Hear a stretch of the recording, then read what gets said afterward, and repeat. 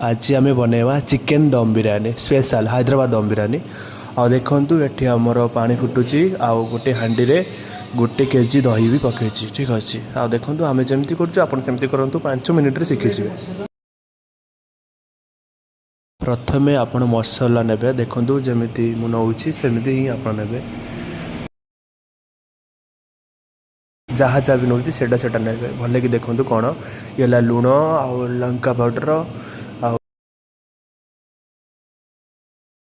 जीरा पाउडर धनिया powder chicken मसला मटन मसला दुटा मिक्स हो देखो भले कि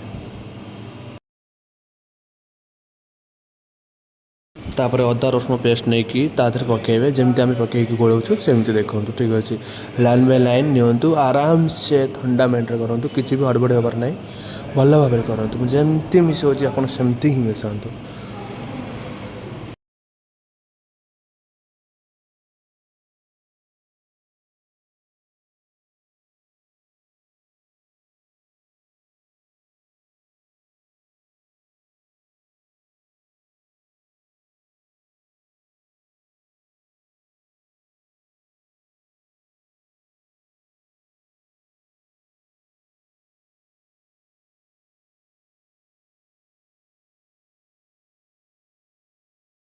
तापर पानी रे स्वाद अनुसार लुण पकेबे पानी फुटिला पकेबे ना लुण पकेले बेसी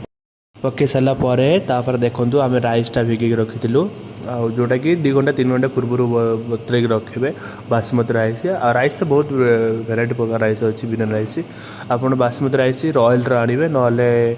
आशीर्वाद आने एमती बहुत किसी कंपनी अच्छी।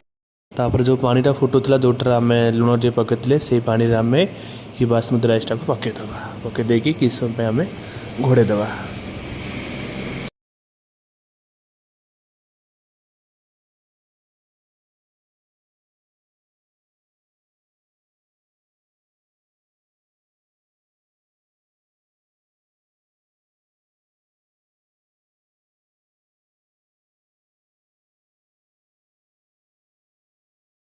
तापर देखु राइस आमर 60% माने अधर कंचा हो जाए मैंने किसी सीझी जाए आ कि कंचा भी अच्छी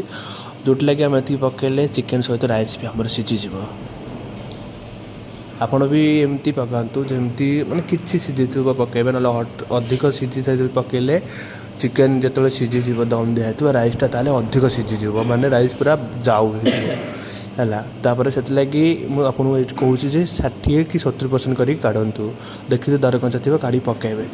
प्रथम 60% काढ़े 80% बल जाए तो काढ़ी देवे।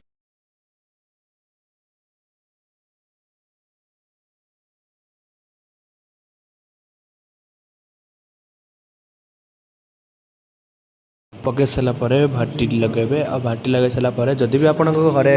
कौन कुटा मान सॉरी काठ जाल हो कि कौन कोयला जालर बिरयानी बनाऊँ आप स्टीम देखिए अला मिनिमम जदि आप गैस लगाउं तो गैस आप